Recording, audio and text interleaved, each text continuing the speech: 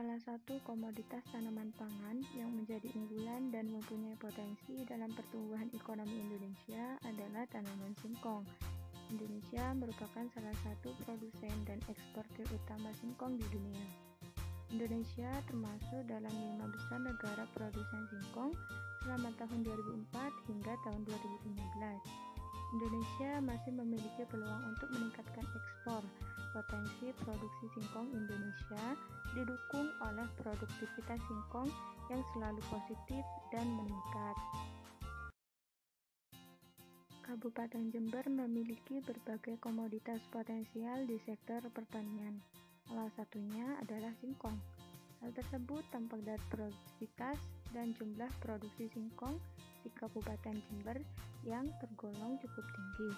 Sebaran potensi singkong di Kabupaten Jember cukup merata, yakni terdapat pada 28 kecamatan dari 31 kecamatan pada Kabupaten Jember.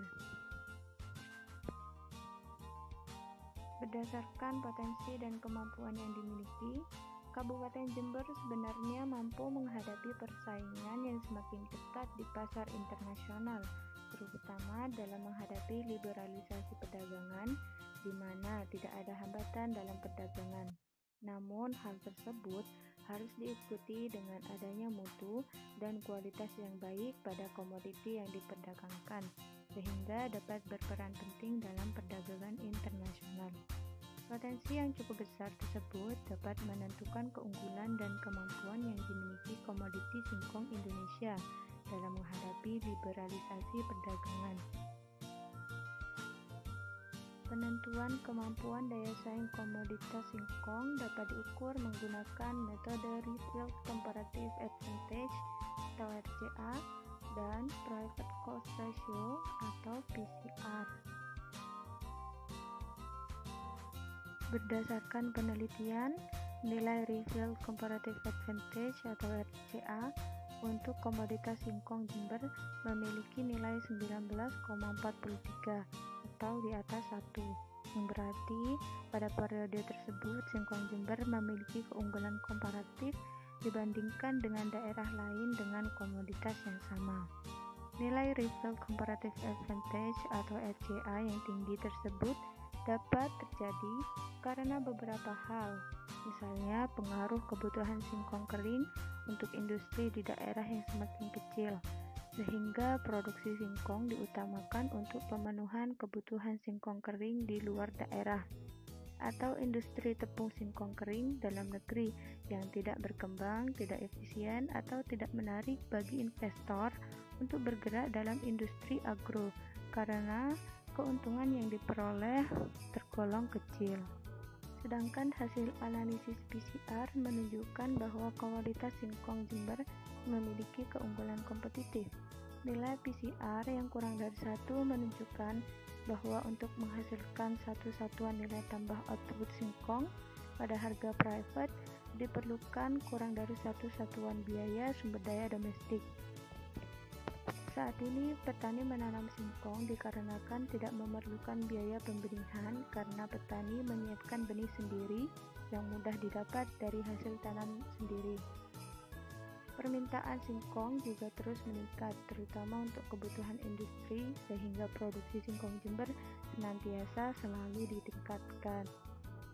Singkong banyak digunakan di Jember sebagai bahan baku industri, seperti keripik singkong, tape, dan banyak lagi. Tingkat konsumsi singkong yang tinggi di Jember ini rupanya memberikan masalah baru, yakni limbah kulit singkong itu sendiri. Umumnya, agroindustri pengolahan hanya mengambil bagian daging umbinya saja dan membuang kulitnya. Perlu diketahui bahwa kulit singkong ini memiliki banyak manfaat dan dapat dijadikan sebagai bahan baku dalam beberapa industri pengolahan.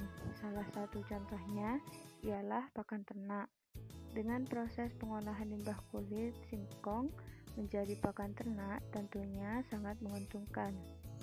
Kulit singkong mengandung karbohidrat dan protein, sehingga baik untuk pertumbuhan ternak seperti kambing dan juga sapi. Pemberian pakan kulit singkong ini terbukti dapat menambah berat badan ternak hingga 2 kilo dalam seminggu. Pemberian pakan kulit singkong dapat dilakukan dengan 4 cara, yakni pemberian langsung, dikeringkan terlebih dahulu, difermentasi, dan juga dijadikan serbuk. Cara pertama, pemberian langsung. Kulit singkong yang baru dikupas dan masih basah dapat langsung diberikan kepada ternak. Kulit singkong yang masih basah mengandung asam sianida, sehingga cara ini tidak disarankan untuk ternak yang belum terbiasa dengan pakan kulit singkong. Oleh sebab itu, bagi ternak yang belum terbiasa, dapat diberikan secara bertahap untuk penyesuaian. Jika tidak, ternak akan mengalami kembung. Cara kedua, dikeringkan. Kulit singkong yang masih basah mengandung asam sianida dan dapat menyebabkan kembung pada ternak. Oleh karena itu, kulit singkong dapat dikeringkan dengan cara dijemur di bawah sinar matahari untuk mengurangi kadar air pada kulit singkong. Semakin kering kulit singkong, maka semakin lama pula masa penyimpanannya. Cara ketiga, dijadikan serbuk. Kulit singkong dapat dijadikan serbuk sebagai pakan ternak untuk memudahkan pemberian pakan. Kulit singkong yang masih basah dijemur terlebih dahulu, kemudian digiling menjadi bentuk tepung yang sedikit kasar. Kulit singkong yang dijadikan serbuk ini kemudian dapat langsung diberikan kepada ternak. Cara keempat, difermentasi. Kulit singkong dapat difermentasi dengan penambahan beberapa zat agar dapat disimpan lebih lama. Kulit singkong yang akan difermentasi sebelumnya dicuci bersih dari tanah yang menempel, agar proses fermentasi dapat berlangsung dengan baik. Kemudian setelah dicuci bersih, kulit singkong diberi campuran dedak, molasses, M4, dan garam, lalu dicampur. Selanjutnya, kulit singkong difermentasi selama beberapa hari sebelum diberikan kepada ternak. Demikian video pemanfaatan limbah kulit singkong yang merupakan salah satu komoditas andalan Kabupaten Jember. Semoga bermanfaat.